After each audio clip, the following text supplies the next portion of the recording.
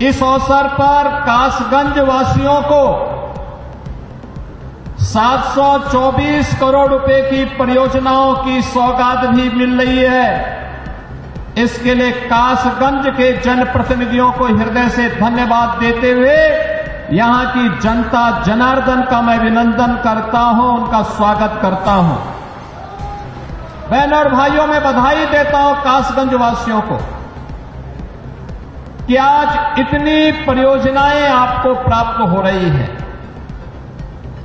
कासगंज, याद करिए, जब सृष्टि के निर्माण की प्रक्रिया आगे चल रही थी, भगवान श्री विष्णु का तृतीय अवतार 12 भगवान के रूप में इसी धरती पर, सोरों की धरती पर, इस धरा के कल्याण के लिए अवतरित होते हैं।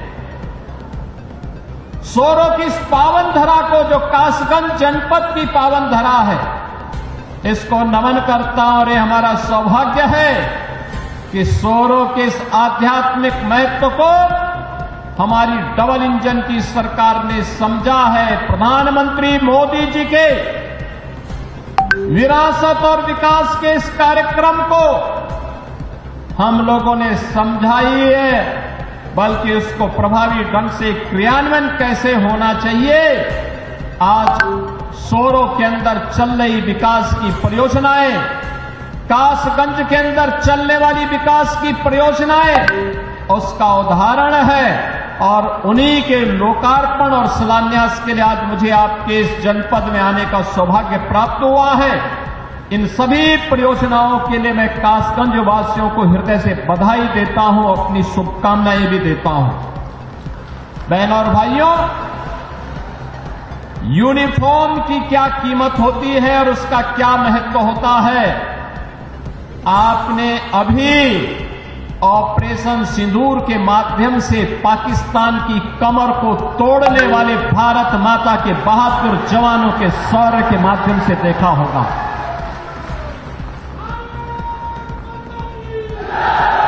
आपने देखा होगा कैसे प्रधानमंत्री मोदी जी के मार्गदर्शन में भारत के बहादुर जवानों ने पाकिस्तान को चारों खाने चित्त करते हुए उसको उसकी ही औकात में लाने का काम किया है। अगर हमारे पास मजबूत सेना नहीं होती, भारत माता के पास बहादुर जवान नहीं होते, तो पाकिस्तान जैसे दुश्मनों के रहते हुए देश की जनता कैसे सुरक्षित रहती, कैसे सुरक्षित रहती। अब तो भारत ने बता दिया है कि अगर हमारे एक नागरिक को भी छेड़ोगे तो अपने अस्तित्व के लिए जूझोगे, अपने अस्तित्व के लिए जूझोगे। और आज पाकिस्तान दुनिया के अंदर गुहार लगा रहा है कि जान बकस दो एक बार। बहनों और भाइयों, ये इसलिए क्योंकि पिछले 10 वर्ष में प्रधानमंत्री मोदी जी के नेतृत्व में सेना के आधुनिकीकरण को लेकर के, सेना के सुदृढ़ीकरण को लेकर के लगातार कार्य हुए हैं। और इसीलिए भारत की सेना दुश्मन के किसी भी प्रकार का मुकाबला करने के लिए सदैव तत्पर रहती है।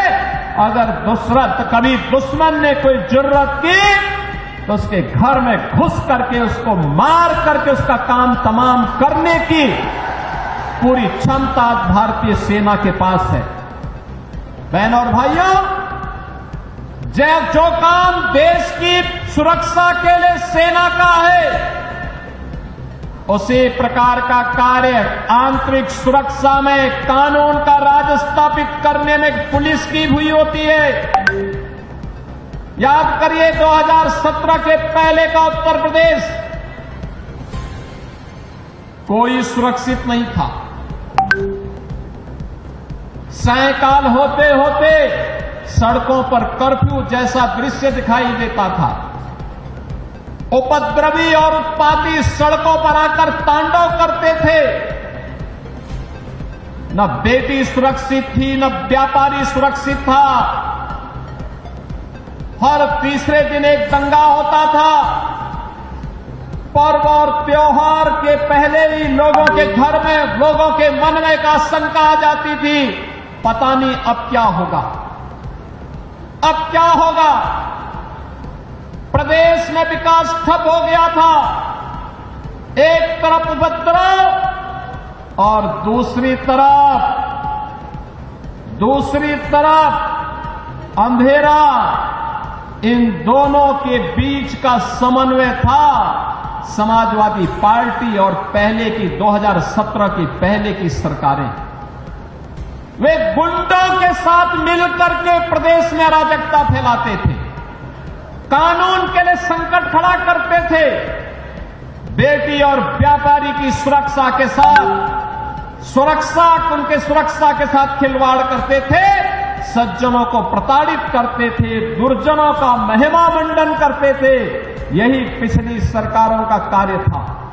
और जब विकास एजेंडे में नहीं होता है तो फिर सरकार कुछ कर नहीं सकती। याद करिए, कासगंज जनपद का निर्माण 2008 में हुआ था। 2008 में बहुजन समाज पार्टी की सरकार थी। उसके बाद 5 वर्ष समाजवादी पार्टी की सरकार रही। बहनों और भाइयों, पुलिस लाइन, जो पुलिस की व्यवस्था की बुनियादी आवश्यकता होती है, इसके लिए न जमीन दी गई, न पैसा दिया गया। और केवल कासगंज नहीं, उत्तर प्रदेश के लगभग 12 जनपद ऐसे थे जिनमें जिला मुख्यालय नहीं थे, पुलिस लाइन नहीं थी, डीएम और एसपी भी किसी ब्लॉक में बैठने के लिए मजबूर होते थे। बुनियादी सुविधाओं के अभाव में कैसे 25 करोड़ जनता की कोई सुरक्षा करता। लेकिन आज उत्तर प्रदेश पुलिस देश के अंदर एक मॉडल के रूप में देखी जा रही है, एक मॉडल के रूप में आधुनिक सुविधाओं से युक्त, हर प्रकार के संसाधनों से युक्त। और माफिया का तो काल ही बन गई है पुलिस। अब माफिया पैरेलल, एक समानांतर सरकार नहीं चला सकता, किसी गरीब की प्रॉपर्टी पर कब्जा नहीं कर सकता, सज्जन शक्ति को प्रताड़ित नहीं कर सकता, बेटी और व्यापारी की सुरक्षा पे सेंध नहीं लगा सकता है। अगर लगाएगा तो उसे मालूम है अगले चौराहे पर यमराज उसका इंतजार कर रहा होगा और फिर राम नाम सत्य है कि यात्रा निकलनी प्रारंभ हो जाएगी। बहनों और भाइयों, ये नए भारत का नया उत्तर प्रदेश है। आज मुझे 191 करोड़ रुपए की लागत से बने हुए कासगंज के अत्याधुनिक पुलिस लाइन के लोकार्पण का अवसर भी प्राप्त हो रहा है। ये लोकार्पण केवल एक पुलिस के लिए नहीं, पुलिस के लिए यहां अत्याधुनिक सुविधाएं दी गई हैं। 1000 बैरक बनाए गए हैं, 1000 पुलिस कार्मिकों के लिए बैरक बनाए गए हैं। यहां पर पुलिस के जुड़े हुए अधिकारियों के लिए आवासीय सुविधा भी दी गई है। पुरुष हो या महिला कांस्टेबल या अधिकारीगण, इन सबके लिए सुविधाएं दी गई हैं।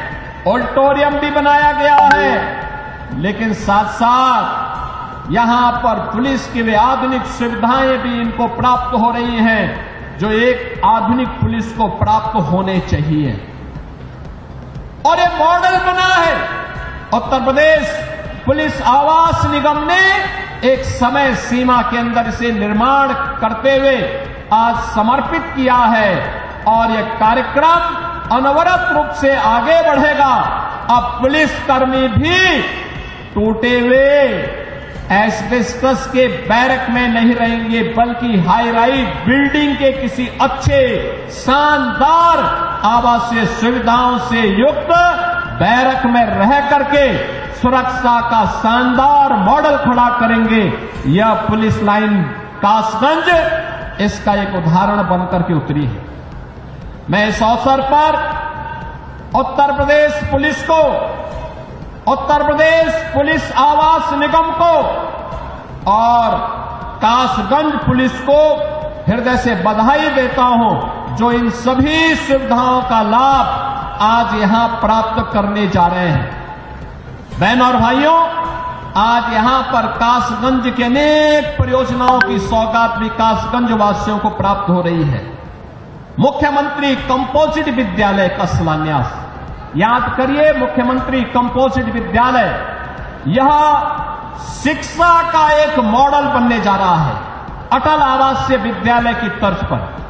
अटल आवासीय विद्यालय 6वीं क्लास से 12वीं तक है, लेकिन मुख्यमंत्री कंपोजिट विद्यालय, बहनों और भाइयों, यह प्री प्राइमरी से लेकर के 12वीं तक होगा और हमारा प्रयास होगा पहले चरण में जनपद स्तर पर, दूसरे चरण पे तहसील स्तर पर, तीसरे चरण में ब्लॉक स्तर पर, चौथे चरण में न्याय पंचायत स्तर पर विद्यालयों की एक श्रृंखला खड़ी होगी और उत्तर प्रदेश के गरीब का बच्चा भी आधुनिक शिक्षा से युक्त होकर के देश के विकास में अपना योगदान देगा। शिक्षा के साथ साथ आज यहां पे स्वास्थ्य के लिए, स्वास्थ्य के साथ साथ यहां की सड़कों के लिए, पर्यटन विकास के लिए, पेयजल के लिए, नगरीय विकास के लिए और जीवन के प्रत्येक क्षेत्र में समग्र विकास की अवधारणा को आगे बढ़ाने के लिए आज इन सभी 724 करोड़ रुपए की परियोजनाओं की सौगात कासगंज वासियों को अर्पित करते हुए मुझे अत्यंत आनंद की अनुभूति हो रही है। मैं धन्यवाद दूंगा अपने माननीय जनप्रतिनिधियों को, जिन्होंने रुचि लेकर के यहां की विकास की योजनाओं को आगे बढ़ाया है और रुचि लेकर के इन कार्यक्रमों को सफलतापूर्वक क्रियान्वित करने की दिशा में आगे बढ़े हैं। बहनों और भाइयों, विकास ऐसे ही बढ़ता है। शोरों का पर्यटन विकास होगा। याद करिए, शोरों का महत्व वही है जो आज संभल का महत्व है। अब तो आप समझ गए होंगे संभल के महत्व को। वहां भी भगवान श्री हरि विष्णु का कल्कि अवतार की भूमि है और ये शोरों श्री हरि विष्णु का 12 अवतार की भूमि, ये तीसरा अवतार है। याद करिए, शोरों तीसरा अवतार है और संभल 10वां अवतार है।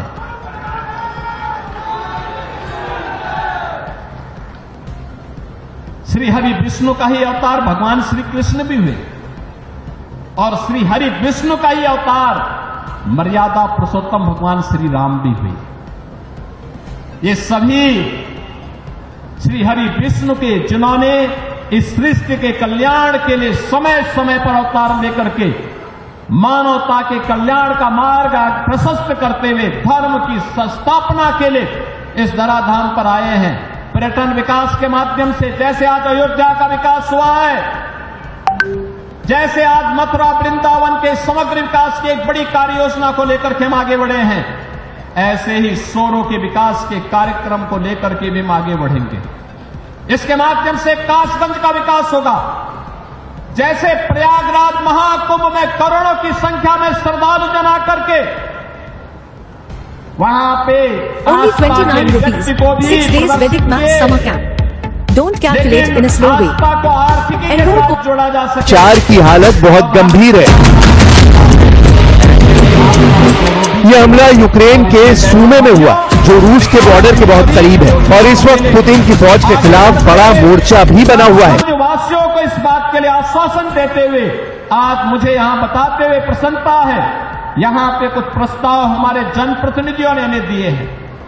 इसमें ये प्रस्ताव मुख्य रूप से एक कासगंज का है, नदई पुल का सुंदरीकरण और उसके पुनरुद्धार की योजना का है, कासगंज की पौराणिक परंपरा को एक म्यूजियम के रूप में सजोने का है और म्यूजियम के रूप में सजोने की इन परियोजनाओं के लिए हम अपनी सहमति दे रहे हैं। कासगंज वासियों में अपनी पौराणिक परंपरा के बारे में इस बात की जानकारी हो सके। नगर पंचायत सोहावर ये अमापुर का है, यहां पर बाईपास के निर्माण का कार्य होगा और साथ साथ दरियागंज में झील के सुंदरीकरण के प्रस्ताव को भी हम आमंत्रित कर रहे हैं। ये सभी प्रस्ताव आते हैं तो कासगंज जनपद को समग्र विकास की दिशा में आगे बढ़ाने में मदद मिलेगी। एक बार फिर से कासगंज की इस नवीन पुलिस लाइन के उद्घाटन कार्यक्रम, कासगंज की 724 करोड़ रुपए की परियोजनाओं के लिए मैं सभी जनप्रतिनिधियों को हृदय से बधाई देता हूं। कासगंज वासियों को मैं हृदय से अभिनंदन करते हुए मैं विश्वास करता हूं कि सुरक्षा और विकास का, सुरक्षा और सुशासन का, विरासत और विकास का जो डबल इंजन सरकार का समन्वय है, इस समन्वय को आगे बढ़ाने के लिए आप सदैव तत्पर होकर के कार्य करेंगे। आप सबके प्रति मेरी मंगलमय शुभकामनाएं।